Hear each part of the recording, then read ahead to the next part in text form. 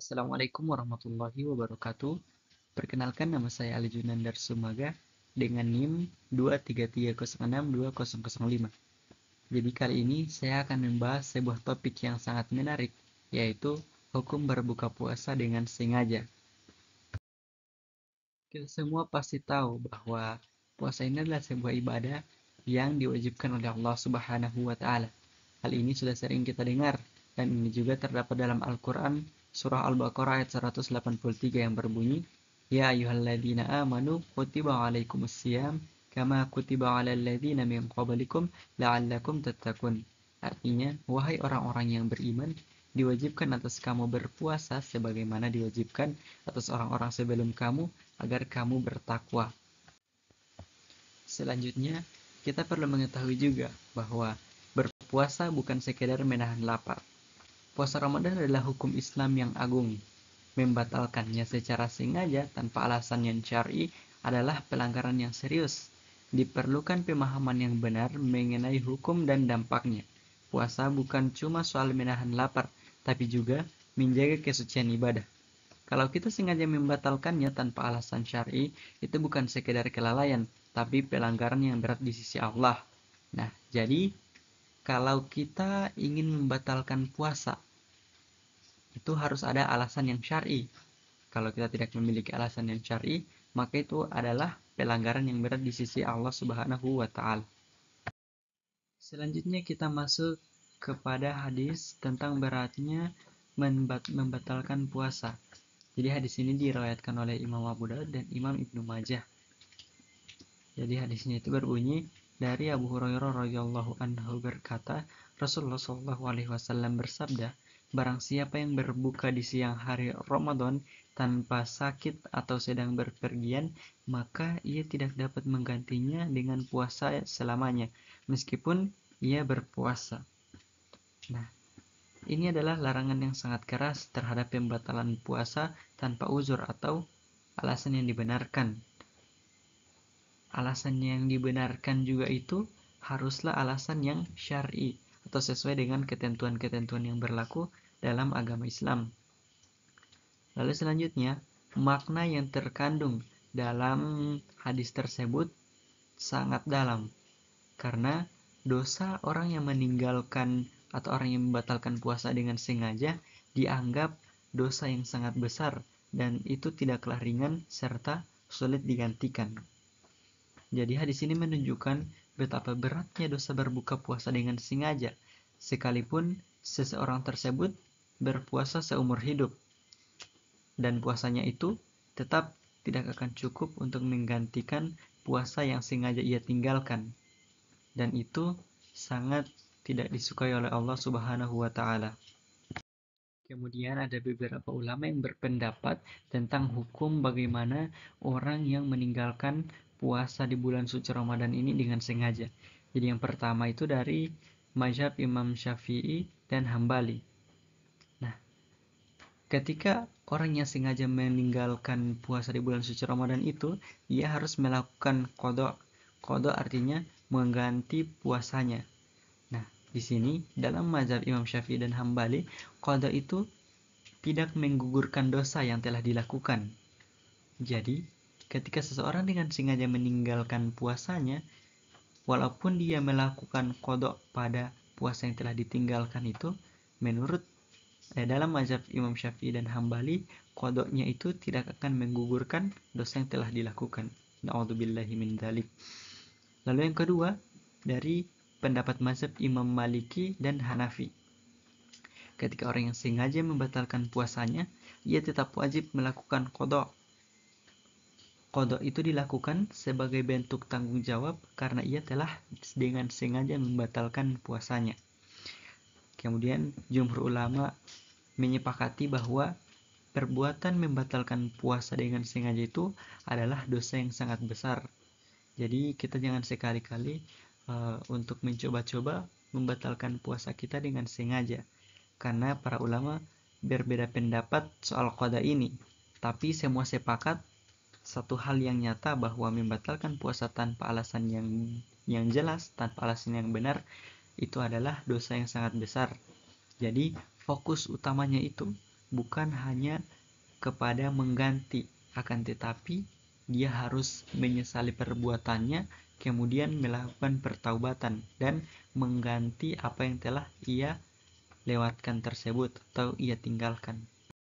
Kemudian ada kaidah usul fikih yang menegaskan tentang pelarangan ibadah ini. Jadi yang pertama dalam prinsip dasar ibadah itu sendiri ada kaidah usul fikih yang berbunyi al-aslu fil ibadat at-tahrimi hatta yasbit al-ibaha.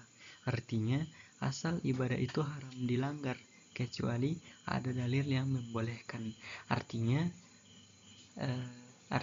ibadah yang telah ditetapkan oleh Allah itu haram untuk dilanggar kecuali ada dalil yang membolehkan, seperti dalam puasa ini ada orang-orang yang bisa membolehkan dia untuk meninggalkan ibadah puasa ini, seperti orang yang sedang sakit, orang hamil, dan orang yang sedang safar.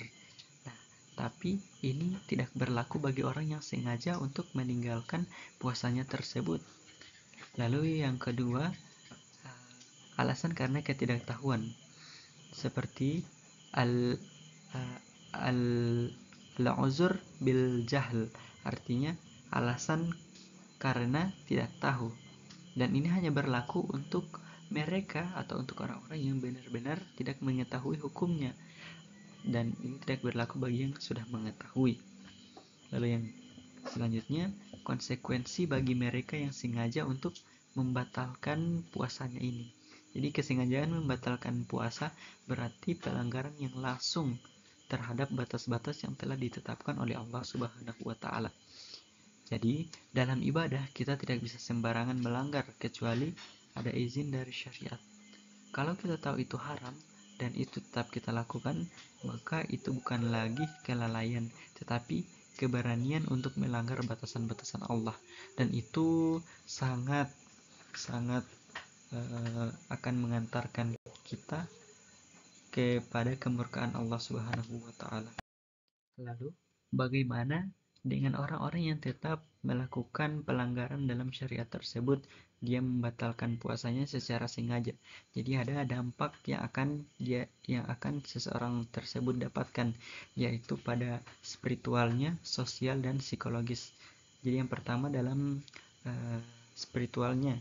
Jadi ia akan kehilangan berkah dan pahala puasa yang seharusnya dia dapatkan karena ia meninggalkan hal tersebut dengan sengaja. Kemudian dalam ranah sosial, ini akan memberikan contoh yang buruk dan berpotensi untuk merusak moral di dalam lingkungan yang sedang ia tempati tersebut. Jadi ketika orang-orang yang terbiasa dengan hukum-hukum yang telah ditetapkan kemudian melihat sebuah kejadian di mana ada orang yang membatalkan puasanya secara sengaja, tentu saja itu akan menjadi contoh yang buruk bagi masyarakat. Dan yang terakhir dari sisi psikologis, jadi orang-orang yang sengaja membatalkan puasanya itu pasti akan muncul rasa bersalah dalam dirinya, sehingga ia akan kehilangan arah spiritual. Jadi membatalkan puasa ini bukan cuma soal ibadah pribadi, ini berdampak ke hati seseorang, di lingkungan, dan masa depan rohani kita sendiri. Jadi solusi yang kita bisa lakukan adalah kita melakukan taubat nasuha, kemudian melakukan qadha atau mengganti puasa yang telah kita lewatkan, dan juga melakukan atau membayar kafarat bila memenuhi syarat. Tapi jalan kembali selalu ada. Kita jangan berkecil hati hanya karena kita melanggar kita melanggar apa yang telah diperintahkan oleh Allah, karena Allah itu Maha menerima taubat. Akan tetapi kita harus ingat bahwa kita jangan sampai melakukan hal-hal tersebut secara berulang kali. Pada akhirnya kita tidak boleh sekali-kali meremehkan satu hari di bulan puasa yang kita telah tinggalkan, karena nilai ibadah satu hari yang sengaja kita batalkan di bulan puasa ini itu bisa menghapus bahkan dapat menurunkan semangat seseorang dalam menjalani puasa-puasa di hari berikutnya. Lalu yang kedua, pentingnya berubah. Kita tidak perlu menunggu untuk menyesal untuk berubah dan memperbaiki diri. Apabila kita merasa sudah melanggar perintah Allah, maka cepat-cepat kita bertobat dan memohon ampun kepada Allah Subhanahu wa taala. Karena kasih sayang Allah itu sangat luas. Allah Maha menerima taubat bagi siapapun dan bagi orang yang sungguh-sungguh kembali kepadanya. Oleh karena itu, mari kita jaga puasa kita. Karena itu, bagian dari kehormatan sebagai muslim. Satu hari yang kita rusak dengan sengaja bisa jadi noda yang membekas lama. Tapi Allah itu pemaaf. Selama kita mau bangkit dan berubah, insya Allah jalan itu tetap terbuka. Oleh karena itu, segala sesuatu yang telah kita lupakan atau segala sesuatu yang telah kita langgar, haruslah kita memohon ampun kepadanya agar Allah senantiasa meridhoi langkah kita. Mungkin itu saja pembahasan puasa atau hukum orang meninggalkan puasa secara sengaja ini. Lebih dan kurangnya mohon dimaafkan. Selanjutnya ada pertanyaan yang masuk. Jadi kurang lebih pertanyaan itu seperti ini. Pertanyaannya seperti ini. Bagaimana orang yang sengaja berbuka di bulan suci Ramadan sehingga ia harus membayar atau mengganti puasa yang telah ditinggalkannya itu. Lalu kemudian dia bertobat dan melakukan qada atas pelanggaran yang telah dia lakukan. Lalu dalam mazhab Imam Syafi'i dan Hambali tadi dikatakan bahwa qadanya itu tidak sah. Kalau di pendapat Imam Maliki dan Hanafi, qadanya itu sebagai bentuk pertanggungjawaban untuk menghapus dosa yang dia lakukan. Nah, kemudian orang yang telah melalaikan satu hari puasanya di bulan Ramadan itu tidak akan mampu untuk menukar qadanya itu tidak akan mampu menukar puasa yang telah ia tinggalkan. Kira-kira bagaimana itu? Jadi, jawabannya itu adalah orang yang sengaja membatalkan puasanya di bulan Ramadan itu, dia harus tetap mengganti puasanya tersebut. Meskipun dari imam-imam yang telah disebutkan itu mengatakan bahwa qadanya ini tidak sah atau qadanya ini hanya sebagai bentuk pertanggungjawaban, itu memang benar. Kenapa? Karena orang yang sengaja membatalkan puasanya itu, maka hari di mana ia telah membatalkannya puasa itu telah hilang. Jadi, ketika dia bertobat, maka pertobatannya itu akan dia terima, akan tetapi puasa yang telah ia tinggalkan itu tidak akan kembali. Jadi, ini dianalogikan seperti ketika seseorang meminjam pulpen kepada temannya.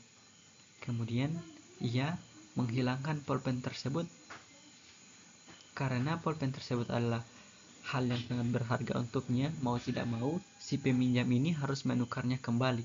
Maka si peminjam membelikan pulpen yang baru untuk menggantikan pulpen yang telah hilang tersebut. Pulpen yang baru ini adalah sebagai tebusan untuk dosa yang telah dilakukan oleh peminjam ini. Dan pulpen yang telah hilang dan tidak ditemukan itu adalah hari puasa yang sengaja dia tinggalkan. Maka mau bagaimanapun kita membayar puasa atau melakukan qada, puasa yang telah hilang itu dia selamanya tetap hilang.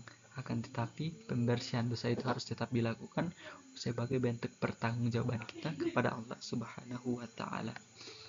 Mungkin hanya itu saja dari saya. Lebih dan kurangnya mohon dimaafkan. Assalamualaikum warahmatullahi wabarakatuh.